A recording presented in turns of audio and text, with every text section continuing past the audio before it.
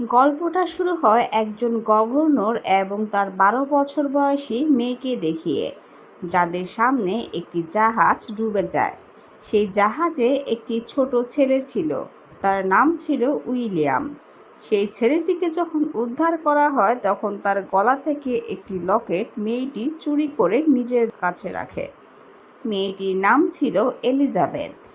এরপর ঘটনার কিছুদিন পরে দেখানো হয় যখন মেয়েটি বড় হয়ে গেছে এবং হঠাৎ করে সে পানিতে পড়ে যায়।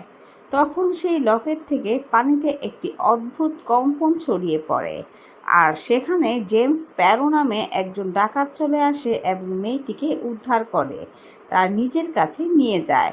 মেয়েটি যেটি পড়েছিল সেটি কোনো সাধারণ লকেট ছিল না, সেটা ছিল একটা জাদুর লকেট। লকেটটি চুরি করার জন্য বারবোসা নামে একটি ডাকাত দল সেখানে চলে আসে। লকেটটির প্রকৃত মালিক ছিল উইলিয়াম নামে একজন ছেলে, যার কাছ থেকে ছোটবেলায় মেয়েটি লকেটটি চুরি করেছিল। এটি আমরা মুভির প্রথম সিনেই দেখতে পেয়েছিলাম। বারবোসা যখন মেয়েটিকে জিজ্ঞেস করে তোমার নাম কি, সে মিথ্যা উত্তর দেয় তার নাম এলিজাবেথ টার্নার। মূলত উইলিয়ামকে সে মনে মনে ভালোবাসতো, আর তাকে বাঁচানোর জন্য সে মিথ্যা কথা বলে। এরপর আমরা দেখতে পাই সেই বারবোসা ডাকাত দলের উপর একটি অভিশাপ রয়েছে। মূলত অনেক বছর আগে তারা এরকম 893টি স্বর্ণমুদ্রা পেয়েছিল। মুদ্রার মধ্যে লেখা ছিল এই স্বর্ণমুদ্রাগুলো যেন কোনোভাবেই খরচ করা না হয়। ডাকাত দল সবাই এই মুদ্রাগুলো খরচ করে ফেলে। এরপর তাদের উপর একটি চরম দুর্দশা নেমে আসে। তারা অমর হয়ে যায় এবং মৃত্যু তাদের জন্য অনিশ্চিত হয়ে যায়।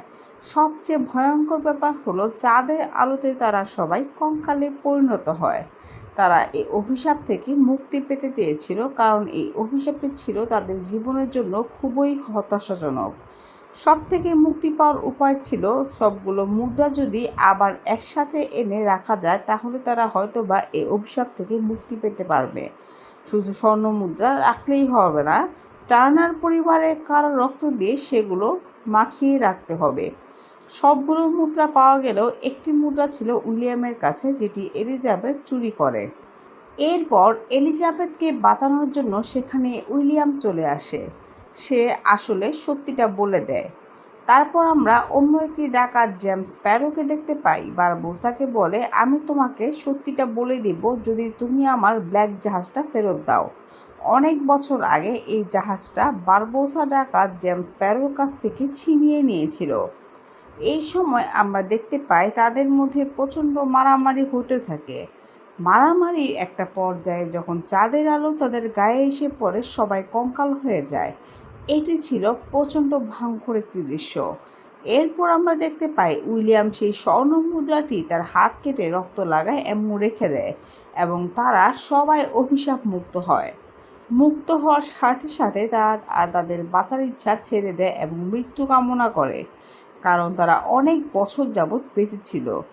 অবশেষে তারা অমরত্ব থেকে মুক্তি পায় এবং তাদের পূর্ণ দেহ ফিরে পায়। অপরদিকে জেমস স্প্যারোকে সে জাহাজটি ফেরত দেওয়া হয়, আর জাহাজটি ফেরত পাওয়ার পরও সে প্রচণ্ড খুশি হয়। কিন্তু এলিজাবেথের বাবা গভর্নর তাকে ধরে নিয়ে যায় এবং ফাঁসির আদেশ দেয়। কিন্তু উইলিয়াম এবং এলিজাবেথ তার সাথে একটি ভালো বন্ধুত্ব করে নিয়েছিল, আর তাই সে তাকে পালিয়ে যেতে সাহায্য করে। এখানেই এই চমৎকার মুভিটি শেষ হয়।